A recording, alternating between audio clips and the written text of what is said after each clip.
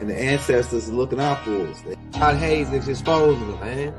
Okay, you see that chair right there? See how big it is? Yeah. Now look at the Pope chair under it. Scroll down, look at the Pope chair under Never have it been made so clear.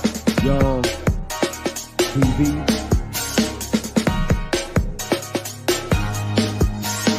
Young. We running the game right now.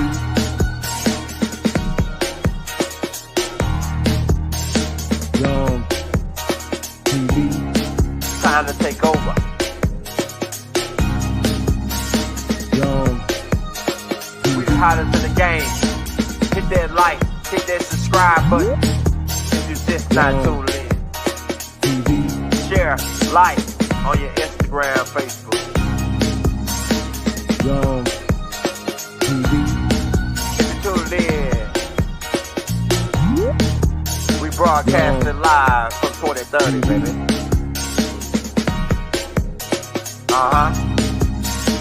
Young TV.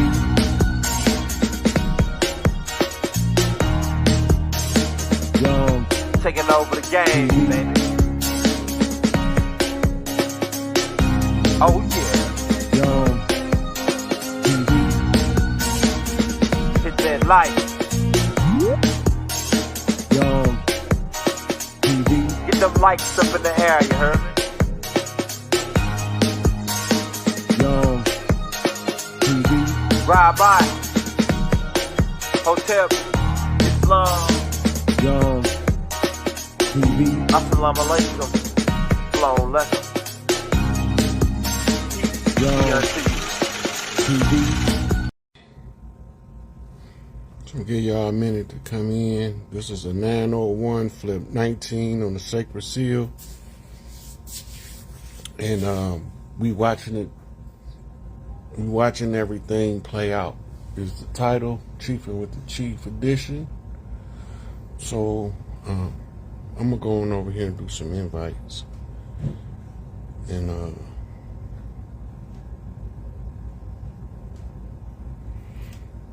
as I do these invites, I'm gonna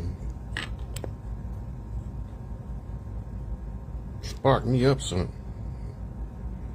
You know us chiefs, we loving the chief.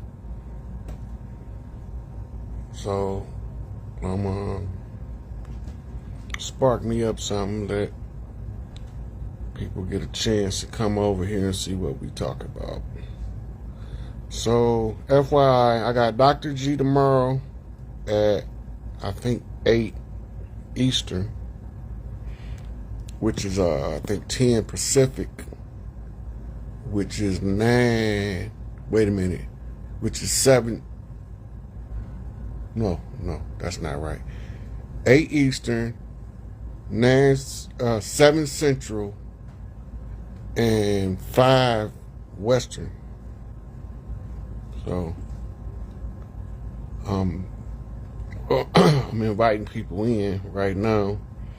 I don't know how many they're gonna let me invite. Last time they let me invite a lot of people, but I don't know how many I made it. But I'm just, doing what I do. About to be chiefing. And while I'm chiefing, I actually don't have jack to talk about. I was just watching the Empress on YouTube, and I've been trying to get on here for over an hour. Every time I try to get on, I run into a phone call come in, all kind of stuff. So we're gonna let some people come in and drive the direction of the subject matter. But I have been having a ball watching Trump sick his doge on people. Get him. I still gotta watch this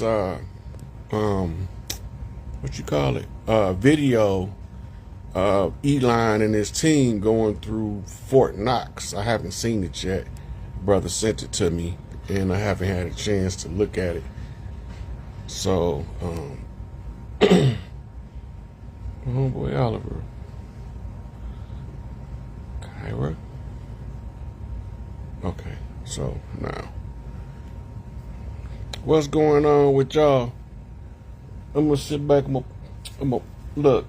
These people been clowning. They butt sore. They butt sore because they auditing the money. You have to know what you have if you're gonna know what you can spend. And they just been spending, and nobody's been checking the accounts, verifying the payouts, making sure they going to the right places, to the right people at the right time for the right reasons. They ain't been doing none of that. Now all these politicians is sitting up here acting like little kids. They crying because mama won't get them go get the popsicle. Mama won't let me have a popsicle. Daddy, mama won't let me have a popsicle. I'm trying to get into this account and they freezing me out. You know, so it's good. It's good. It's good. So, before we go any further, if anybody want to come in, send me a request, and we can talk about whatever. I don't really got nothing to talk about. I was just saying I haven't had a chance to see the Fort Knox video, but oh, that's gonna be so good when I see it. It's gonna be like drinking cold water on a hot summer day. I'm telling you, it's gonna be like drinking cold water on a hot summer day. That's gonna be some relief. What's going on, Renee? Lex, what's up? You know, so they want to cry foul because we, the people, want to know where the money going. About the ones activated. Hold on, let me see what that say.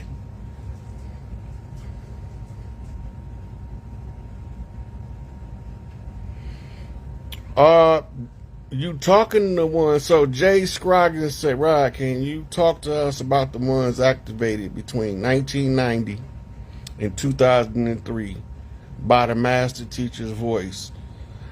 I can't speak for all of them. I can only speak for me because that time frame you mentioned is when I came in tune with Malachi's teachings. And a lot of people didn't understand back then that we was actually fighting a war using conjure magic information. And that's, you remember back then Pops was putting out first he was putting out the Nubian Islamic Hebrew editions when I met him. So when I came across his information, they were Hebrew Israelites. Then in the early 90s, he shifted and opened the Holy Tabernacle Ministries, moved from New York to Georgia. And I'm watching this and I'm like, what's this all about? And then he started butchering all other religions, the degree of Mohammedism, the degree of Christism, the degree of Mosesism, where he addressed all of the 360 questions that he had wrote as an answer. So he had a 360 questions to ask the Orthodox Sunni Muslim. They got mad and wanted to kill him because he was asking questions. And it's like I've been saying since I can remember, before I met Pops, if anything above question is beneath me. And then when I read Pops say the same thing, I said, we on the same frequency. I got to find out who this guy is. And then when I'm watching how they removing leadership out of the community, right? What are they doing? Lying. When they tried everything else, see, you got to look. They tried to charge Baba with arson because the Sunni Muslims bombed one of his mosques in New York before he left. And they sent a guy named Nusir, who was an Orthodox Sunni Muslim under the Blind Sheikh, to assassinate Malachi, but the Swords of Islam was on guard for it, right? So that didn't work. So now they tried to assassinate him, then they tried to frame him up, and neither one of them worked. Whenever they exhaust every effort to take down one of our leaders, they have to charge them with some shit that the allegation is the evidence, right? People don't know how to read paperwork, especially court documents. They don't understand court procedures. They don't understand this. Look, lawyers have to read a book called, like for instance, Michigan court rules, the rules of the court. They got a book that the lawyers study. It's called Rules to Criminal Procedures, How to Address Criminal Cases. I read all that stuff. So when I'm looking at everything and I'm seeing what I'm seeing, I'm knowing it's a fix in the game, but I don't know what it is yet, and I can't speak on it until I know what I'm talking about. When I found out that all of the so-called victims had this genetically traceable strain of herpes, Malachi didn't have herpes before the case. He didn't have herpes in prison. How can he have it long enough to give it to these kids? Because this is how they tie them all together, which is called a fundamental aspect of the case, like a main thread, right? So under that main thread, I'm like, nah, that paperwork ain't matching up, right? You got 30 years of STD testing that no herpes come up. The prosecutor bring in a report saying he got the same genetically traceable strain of herpes as the victims, but he confused. So his doctor telling him, well, when you get where you're going, go get tested. He in prison get tested again, and he still don't got it. He ain't the perpetrator, but there is a perpetrator. Let that sink in. So he's taking the fall for somebody in the community with this same genetically traceable strain of herpes that if they put it under the microscope, they gonna know who did it. I ain't gonna go too much into that. But a lot of the Nubians know what happened. They was there. They seen it. They lay eyes on the dirty players plotting the plot and didn't say nothing. And if you sitting there, my mama say the sealer is as bad as the stealer. You sitting there watching these people orchestrate this plot to come up with a whole false case in order to remove this man so they can have access to his wealth. That's all it's about. It don't got nothing to do with him teaching nobody the wrong information, misinformation, and none of that. They had a whole bunch of people come at him, and ain't none of them been successful in proving his information wrong. As a fact, time goes by, it becomes more and more truthful, the things that he got written in his hundreds and hundreds of scrolls that he write. And so when I'm sitting here, I'm like, wait a minute. All these motherfuckers sit here and watch this man get set up. And now, while he gone, they all got their hand in his pocket. They living off his work. They living off his books. They living off his lectures. And they not sending him shit. They want to raise money for lawyer fare. They want to raise money for bail, but he ain't got no bail. They want to do all these fundraisers, and he never see a dime, and he's nowhere in the position to clean his house up, and that was the whole purpose. So you got 30 years or 20 years of people using this man's name to live their life high on the hog while he's sitting in this motherfucking cage. Godfather buried alive. Shout out to Shine Barrows. That's Godfather buried alive. You can't say it no better than that. It's a little different with the government involvement in the downfall of Larry Hoover and Angel Bay and Big Tookie. That's a whole nother animal. It's when the people you love and trust the most turn on you that you become the most disgruntled. And if he got any wickedness in him, it wouldn't be no witnesses breathing. It wouldn't be no witnesses. All of the ones that made that stuff up, they wouldn't be breathing if he was about the wrong thing. He would have been wiped them out. He could have stopped. He could have had the people prepared to stop the feds from arresting him. He had the army to do it, and he told them to stand down. He said, this is a spiritual war. It's bigger than y'all can see right now, and I can't explain it to you in terms you can understand. Right? Look, if you want to see a farce, they got a court TV case with the brother they called H. Rap Brown back in the day, known as Imam Abdul Alamin or Jamil Alamin. He had his own community. They was computer geeks, and they was making all this software that he was selling to Silicon Valley and other places to do different works. Watch that trial and wait for the verdict. You're gonna be shocked that how in the hell did they find this man guilty? How did they do it? Because he was guilty when he came in. In American law, according to what they tell us, you're supposed to be presumption of innocence until proven guilty. But that can't be true. And I'm going to tell you why. It can't be true because if the presumption of innocence was there, you wouldn't have to stay locked up while you fight your case. Right? They come up, yep, West End, H. Rap Brown. You got it, Toya. Latte, my bad. You got it, though. So, we got leadership that can't be leaders when we need them the most, while we struggling to find our way in the darkness of this BS that they putting in front of us, and they telling us this is the way life supposed to be. It's not supposed to be like this.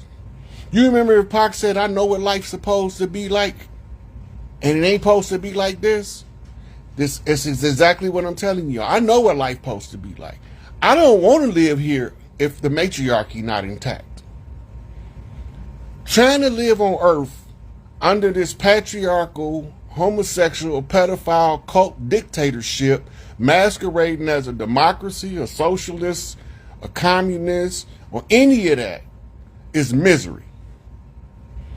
I read the chapter of misery in the Circle 7.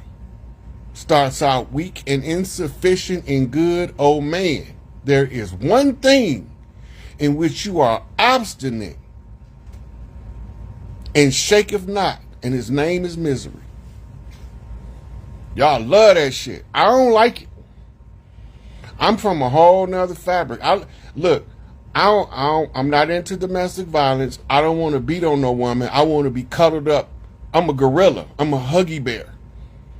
I'm a huggy gorilla. I like to be cuddled up like gorillas be cuddled up with I ain't with this retarded shit they doing. I'd rather be by myself in my cave, beating on my chest, than deal with the BS where you got to whoop your woman upside the head. That's retarded to me. That's immaturity to me. That's slave doctrine manifesting as the rules of relations.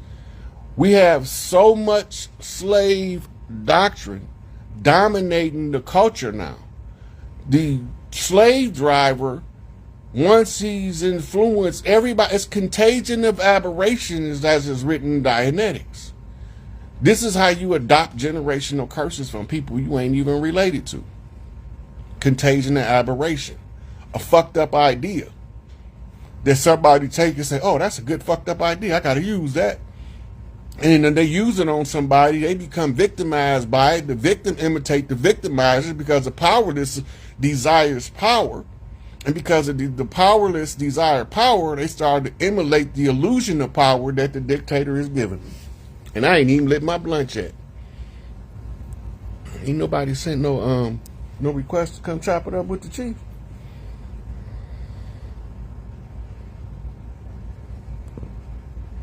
Oh. It might be a short one then. Yep, L. Ron Hubbard. Look, they wrote him up as a quack. He told the whole Anunnaki drama in a series of sci-fi writings. They turned one of them into a movie with John Travolta where he was supposed to be playing Inky. But he reacted more like Enlil to me. But that's just their story. You right. They not like us, but we sure as hell act like them. That's what all that inability to communicate come in. They teach you, like, in general conversation, a child can grasp clearly probably about 100 to 300 words. And that's where they stop you at, using their generic school, which is initiating you into the rites of hell, or it's just called sin rites. The sin rites trace back to Babylon, to Ninursin, who masqueraded as Tahuti, and now everybody think the dirt that he did, Tahuti did, and because they used them to replace each other. This is the Anunnaki warfare. It's called the beheading of a god. You put a fraud into place, and then you to give them the credit for all the work that the person did, and then you let the fraud go about doing fraud. It has not changed. It was the same thing in Greece. When the Romans took over Greece, they called it the Greco-Roman civilization, because they didn't never want you to think that Rome won and Greece lost, so they put Greece first in their name, but they owned it. So it don't matter which position Greece hold in the Greco-Roman doctrine, as long as they hold a position. So now the Romans got their foot on the Greeks' neck. The Greeks was being educated by the Gorgon priestesses, who later became known as the Delphi priestesses. So, you know, all this ancient history, they pass it off to us as mythology, and it got so much of the stories scattered about. Average people don't know about the cultures. We translating right now ancient cultures in the modern context as if it's a modern idea, and this is how it's lost in translation. Because all of the stuff that the ancients classified that they telling us now is gloom and doom is not gloom and doom. Right? The solar flare is not gloom and doom. The Schumann spiking and eliminating all of the rogue elements is not gloom and doom. You can't have, oh, Mike Penny in the house, that's my guy. You can't have, right, a change that's gonna last if you holding on to the past that has faded away. The change can't last if you holding on to the past that's fading away. We yesterday over because we burnt that bitch down by living it. Tomorrow ain't got here yet because we building it today. So every time we live today, we building tomorrow, and every time we live today, we killed yesterday. It's just progression, right? They say that the Anunnakis and Sumer was the first ones to create a clock. No, they didn't create the clock. They invented time. We didn't have time. We lived in what was called the Septepi, the forever time. We didn't know nothing about no restrictions of time and lifespans and all that's immortality. Then when we begin to split into different avatars, so it's like 30, 40, 50 of us at the same time on the planet, because convergence in timelines, the crossing of frequencies in parallel dimensions, in the infinity loop, we be 50 different people. That's why we can't never grasp all our mind until somebody kill off 49. Go back to Jet Li to 1. All of your aspects of yourself have to die for it all to come into the one. Right? This is how you become the one. And this is in the occult world, it's the shadow work that kills off all of the selves in alternate realities to converge them into this one reality, which makes you your most powerful aspect and version of the self. Hey. Ooh. Come on, Jimmy. You've been out a long time. I've been seeing you for some years. You can come up and talk. I ain't ever had a chance to talk to you, I don't think. I've been trying to holler at Rod forever. Oh man. Just so you know, I can't see you, but I can hear you loud and clear. The audience probably can see you though. Oh, this is awesome timing. How you doing, Chief? Pretty good. How you doing, sweetie? I'm living. I'm living. I I wanted to chime in because a lot of what you just said touched based on what I'm currently going through, as well as things that I didn't know in my life at all. Okay, I've been watching you for some time, and oh, let me see, where do I start? I've been watching you for quite some time. You and a lot of other scholarly brothers and sisters. The list just goes on. C. Freeman L., Bobby Hemmett, all of them. For you to Black mention Magic me in the name with 363. T. Freeman Hill and Bobby Hemmett, boy, that's some high accolades there. And it's amazing to me because the timing for me. All of these things have transpired for me within the past, I would say, decade. I am 47, and I just found out that my family may not be my family. How do you think that happened? Oh, it's a lot from what I'm understanding. So I do know that the two individuals that raised me may not be my biological parents. I know for a fact the paternal connection is definitely not my father. The maternal connection may be a part of the lineage, but she was not my biological mother. So you really could have. Do you got siblings older than you? No. And ironically, I am the eldest grandchild, supposedly, on both sides. Now, the trick thing to that is, and I don't know if, I know that things relate to me different than they do to other people. So I'm coming to know of myself as someone who, I do have discernment. And I'm fortunate enough to be one who can watch oracles, and I can pick out my storyline with no problem. So I know that my father was an elder male. I also know that he left me an inheritance. Now, within me coming to know about this inheritance, and ironically, the way all of that came about is kind of how this supposed family was attempting to trick me to claim my sovereignty, to rescind all of my documents so that I can become someone else. However, it didn't work out that way. But I'm one who realizes that nothing is coincidental. So I know that my spirit team has been guiding me. My ancestors have been guiding me to take steps for me to get closer to what I'm supposed to do.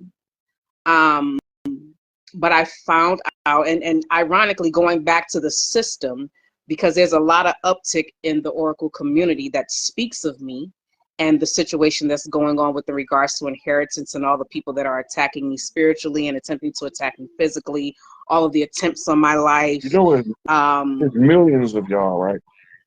Say that one more time. I said you do know it's millions of y'all, right? I do realize that. Yes, I do. Even from just watching the oracles, there are quite a few of them who are going through similar situations. And I ran across something that spoke about, I'll use New York, for example, the amount of star seeds that they basically killed off there. The amount of star seeds that exist that they've actually did destiny swaps or attempted to take their inheritances. Those don't work. Those always have what's called a residual snapback. And that's what I'm going through right now. Because those that I knew as my family, fake friends, ex-lovers that I now know were sent in to me that were pretty much all damn near down low. It's like waking up and realizing that I'm in a movie. And then I listened to the oracles talk about how my life is already portrayed. I'm part of a Truman Show. People literally are surveillancing me without my consent. I've had doctors speak on me and attempt to take things from me medically to figure out who I am. It's a lot going on, and all of these things were done behind the scenes, okay, so that when spoke.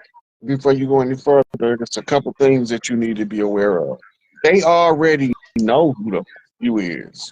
When they I realized that. When they start trying to take bloods and they trying to figure out If they can bypass Prime Creator and create clones, they know who you is. They know who I am. None of us, we be thinking we got to go through all, like you said, they tried to trick you into the sovereignty paperwork. Oh, that's BS. They know who we are. We don't got to do none of that. All we got to do is be self-aware. And they've been following me since before when I was in my mama womb. They was monitoring her for my birthday because they was dreading that I might possibly be born on November the 10th, and they was dead spot on at 10:45.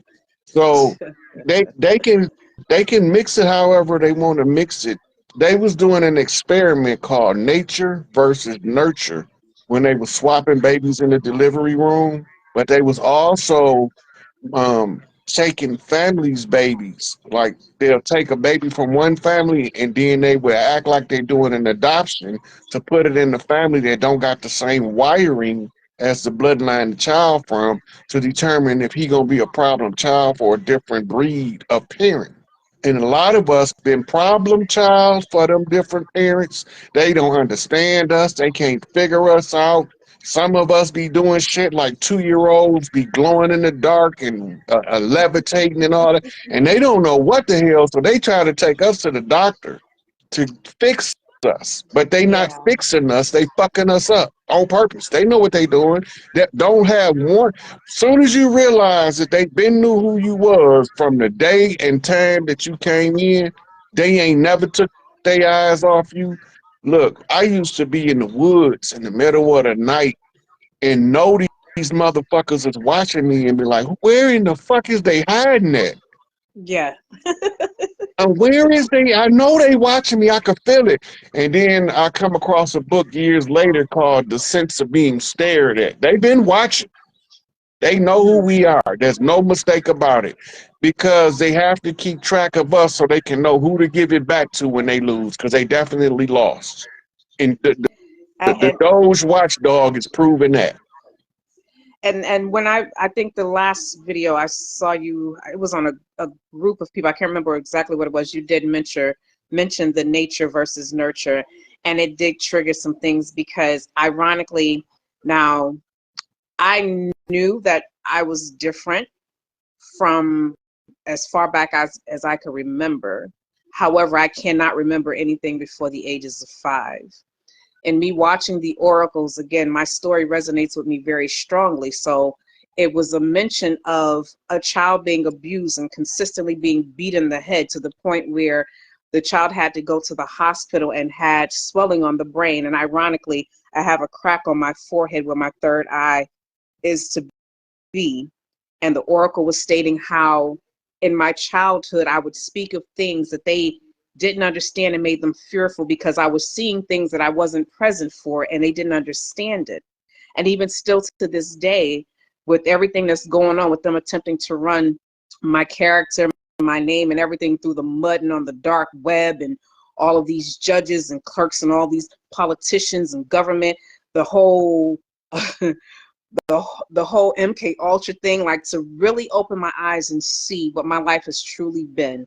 It shocks the hell out of me. So Um, what do you think you need help with the most right now? right now, if I had to choose something, it's learning how to get off of me whatever is on me. There was a point in time when Ain't my nothing gifts on was you. Ain't nothing on you. okay. So what am I possibly either not doing, or maybe I'm still suppressing? I'm not sure, because there was a time when my gifts were so clear and vivid that it would be like watching a television screen. I could literally close my eyes and I can literally foresee things that clear, and it's not that anymore. That's because the faculty is atrophy. The only way to rebuild it is to let your imagination flow with it. Remember what they used to say, don't let me catch you daydream Yeah. in school? That's what you was doing. You was building your ability to see the whole spectrum psychic field. You use daydreaming as a child because there's nobody to teach you. So you automatically born wired to daydream in order to practice developing the psychic faculty. The ones of us that do that, we end up in special ed, we end up medicated and all kind of stuff. And Um, the only way right now you focus on your cleanses and your heavy metal cleanses because they didn't probably poisoned you with aluminum and Yeah. arsenic. I had I had to recently just last year I went through cancer treatment because they diagnosed me with non-Hodgkin's lymphoma. I had to get 7 transfusions. Do you know what that And I comes knew from? it wasn't coincidental because I know that they were poisoning me because twice I was sick to the point where I felt as though I was dying. I laid up in the bed for like 7 and 8 days each time and I just talked to You, divine. do you know what non-Hodgkin's lymphoma is? It's a blood cancer, isn't it? It's, they tell you, okay, when they say lymphoma, means lymphatic system. Hodgkin's Okay. disease is an entirely different disease. That's why it's called non-Hodgkin's lymphoma, Mm-hmm. right? I'm gonna tell you where it comes from, and it's gonna shock you. Women using deodorant that's laced with aluminum that's clogging up the lymphatic system. The lymphatic system clogged up creates tumors from the body trying to correct and get the toxins out. So what do? They massively overload you with toxins, either radiation treatment or chemotherapy.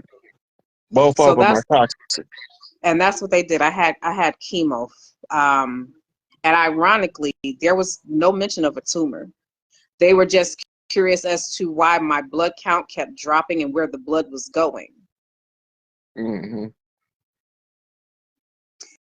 And I Normally, know prior to that, I had not used the deodorants for quite some time. I'm one of those who I do know the importance of not doing that. I hadn't used that in years. but you used to use it regularly when you was younger, right? When I was younger, yes, yes. And back then I didn't know the difference between antiperspirant versus a deodorant. Like I didn't Mm-hmm. know about the aluminum and all those things back during that time either. Yeah, strangling the system. Yeah. And a lot of times, what the deficiency that make your blood drop and it causes you to suffer anemia, the condition is liver congestion. You have excessive blood buildup in the liver, which limits the amount of blood available to be pushed through the system. Yeah, I thought of that too. And again with my whole situation because it's challenging and I'm still attempting to figure it out because I have been blocked financially. They've tapped my devices, the whole nine Oh, they like yards. to keep us. They like to keep the chosen ones broke because they know if we got money, we gonna fix the world. Yeah, I had even got to the point where I walked away from the corporations as far as being an employee and sought to do my own thing. So I had started Mhm. an elder care thing in Rhode Island, and I would do like little food gigs for community festivals and things of that nature. And I got into gardening, and slowly but surely, it all tanked. It all tanked. But that wasn't your path. You know what, Rod? I feel as I don't think the senior aspect was, but as far as the gardening, like I feel now that I kind of see things a little bit more than what I did growing up, I feel as though I am to be the example of unconditional love. I feel like I'm one here to share the story of the matriarch, Okay. and I stand firm in It that is shit too. rules. It is rules that go with unconditional love too. Yeah, I know. I had to find that out because, again, I only really socialized with family, but the closest family that I did constantly associate with were my children. So they even utilized my children too, right? Yeah, that's kind of. Identification stolen, the whole 9 yards. Like Where do you my think? Listen, if you don't think they're gonna use your children, where do you think women get the idea, the concept, to disassociate the father from the child they made together and to use the child to punish the father? Who do you think came up with that? That's not a matriarchal thing. Women don't real healed women don't think like that. That's only some trauma based women that's operating from traumas that they Yeah. can't overcome, listening to other traumatized victims trying to tell them how to X out the trauma by causing more trauma. This is Yeah. because why the baby's messed up right now to this day. The baby's messed up now because you got traumatized people raising them, traumatizing them, trying to under the pretense of avoiding trauma, they giving them worse trauma. So instead of Hmm. let your baby spend time with his father, you rather kill it. That don't make sense. They call it abortion. Yeah, it's crazy. Under the matriarchy, abortion was only allowed under certain conditions. I'm not gonna get into all that, but if the woman didn't want the child, she didn't have to keep it, but she had to give it to the daddy. There's Yeah, most, it's there's very few men who have the option to be a father to their child that know it's his child that's gonna go the other way. It's very, very, very few, unless they them people that look like us and ain't us. It's a lot of them. But yeah, generally, I'm finding that out the hard it's way. more people that's not those people on earth than it is those people that look like us that ain't us. And Yeah. most men, when given the opportunity, would rather be a participant in the raising and the upbringing of their children in multiple capacities, not just as the guy to go out and go to work and bring the money home at the end of the week. That's a slave concept that has nothing to do with building a household. Hmm. There's nothing in this system designed for us to build a household and functional families, which is only going to accelerate the decay of the society because it's going to keep producing more trauma on top of trauma, generation to generation, until somebody see it. And Yeah. the more it's done, the harder it is to see it because what's the trauma looks normal. A lot of women think they sweat up and down they doing what's right, but they figure because they carry the child as hers and hers alone. That's not matriarchal thinking. That's patriarchal thinking, indoctrination through feminism. Well, Women I'm never thankful thought I like didn't that have that until they encountered mindset. feminists. I'm glad I didn't have that mindset. And although he was an absent parent, the door was never closed. He just chose never to enter unless it was according to his conditions. And See, part of that condition was to always have access to me, and that wasn't an no, option. that's not always the case. That's a boy acting like a man. Yeah, he's part of that group that I'm coming to know is down low. Um, I rest and my case. not just that, he's also part of the group that took whatever connected to me. And knowing that his children struggled, knowing the many times we were homeless, He one like, of them. He's an yeah, absolute he 100% is. Jacobite. He is. He is. And it's sad because, like I said, they utilize my children, and I've even told them, like, it hurt me initially, that they chose to partake in that with him when he wasn't even present at all, versus coming to tell me of the things that they knew. I had to kind of, once I had got to a point of accepting what I'm hearing in the oracles that was resonating with me, and I took the time to step back and think back in my life, I realized I did ignore a lot of red flags. A lot of things are right in front of my face and I didn't see them. And What do you do with that? At this point, what do you do with that? actually what I'm doing with it is I've taken it in and I've accepted that, and I work on me. Now I set boundaries, right?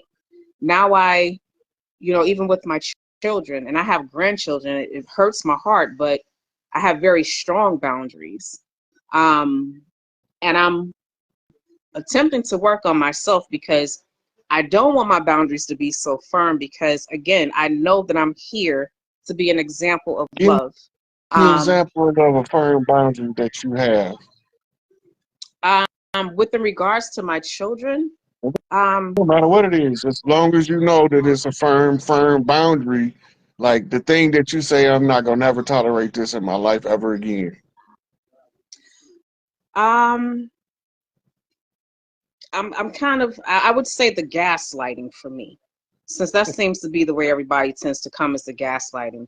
A lot of things that people used to say to me, I would just ignore and be like, oh, they tripping, or you know, I brush it off, but no more. And I even still have to curb that because sometimes I wonder if I'm too abrasive.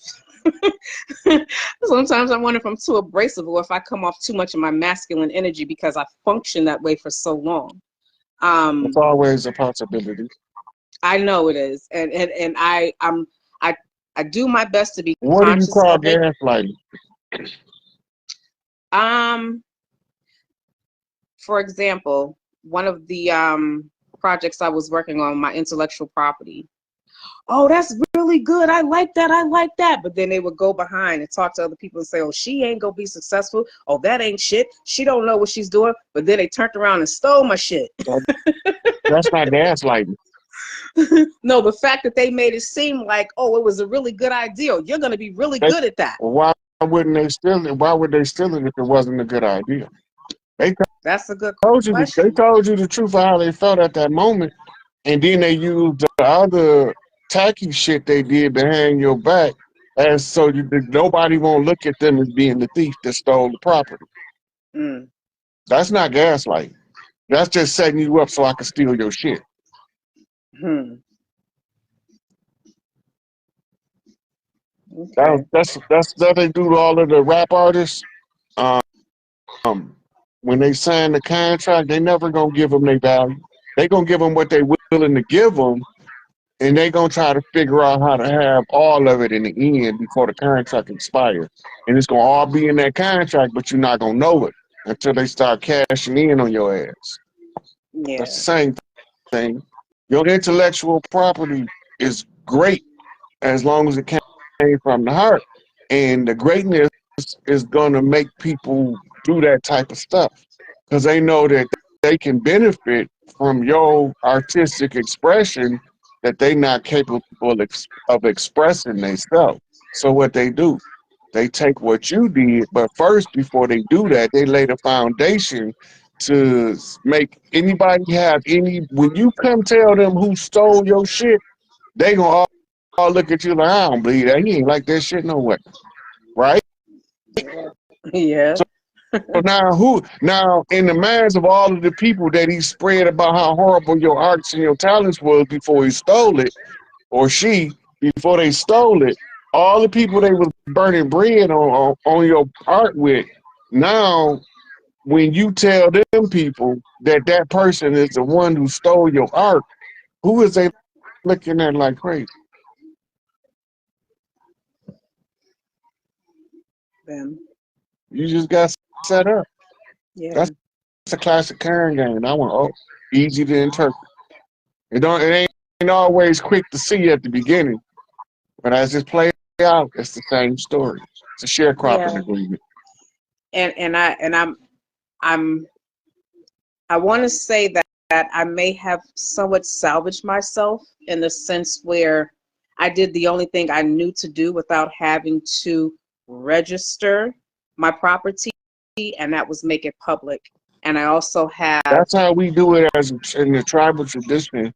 We make our I actually thought intellectual about you. property. Yeah, I thought about you when I did it. Yeah, we make our intellectual property known to as many people as we can, and we try to have it in a format where somebody can go back and reference it.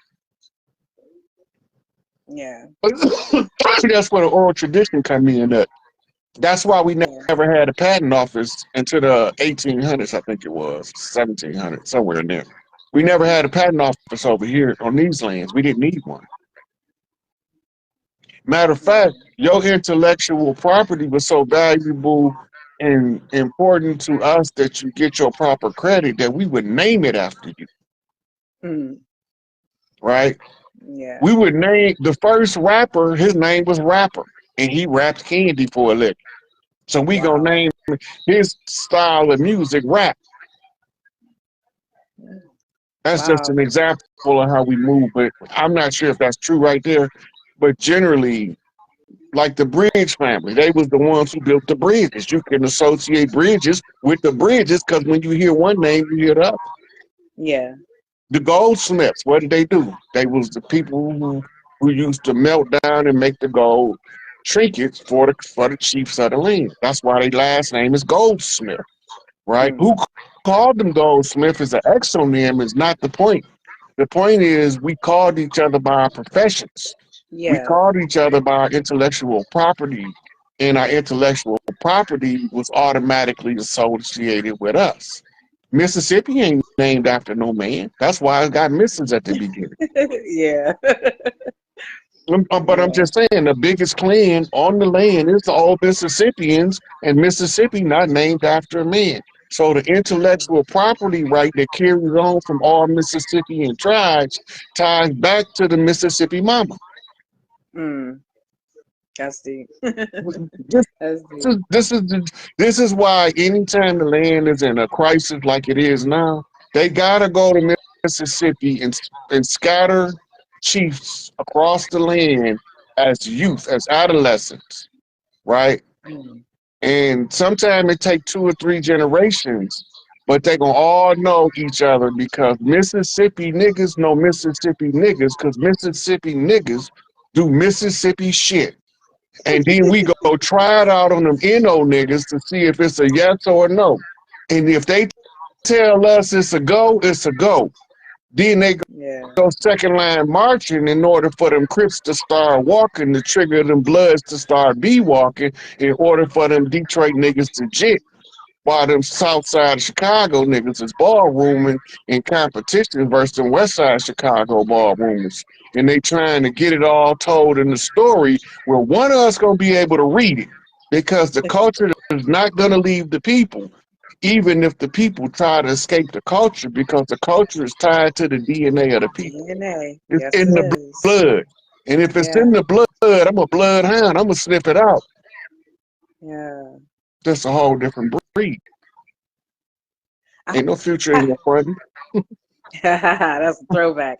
I have another question too with regards to the records, because I actually, upon me finding out this information, I contacted the hospital that was listed on the birth record that I was born at to be told that they didn't have the records any longer.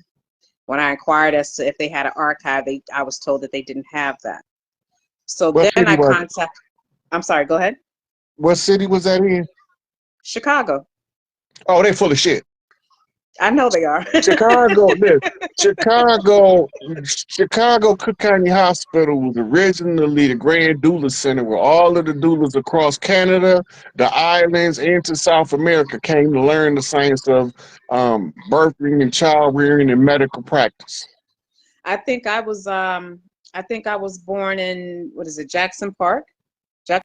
Yeah, Is it but Jackson they Park still got Hospital? all that. I was using Cook County as the example, but all of the hospitals still have a repository of information.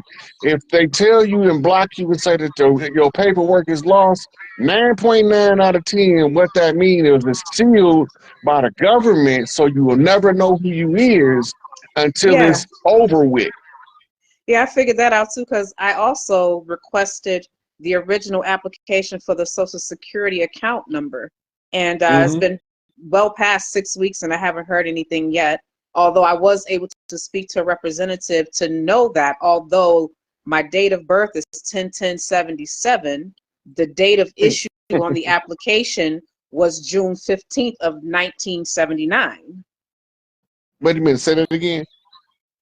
I was born 10/10/77, but the issue date for the Social Security number was June 15th of 1979. But that's not uncommon. Because when they first, they for a long time we were suspicious of getting Social Security cards, and you have people that don't have them sometimes until they go into school and the school require it. So Mm-hmm. all the way from birth to 5 years old, anywhere in there is a timely manner in a Social Security card acquisition, but you still have your indemnity record is based on um your true birth, not the bond birth certificate, but they have what they call a long form. The long Mm-hmm. form, the master copy is always kept by the city that you was born in. They always keep the master copy, and sometimes they give you a copy of the long form, but most of us get the 8x10 short form birth certificate. So now they don't Yeah. even give you that. Now they give you something that look like a it look like a certificate to a preschool baseball tournament. Yeah. And you know what, Rod, I even still question that, because I also discovered that, like I said, the gentleman that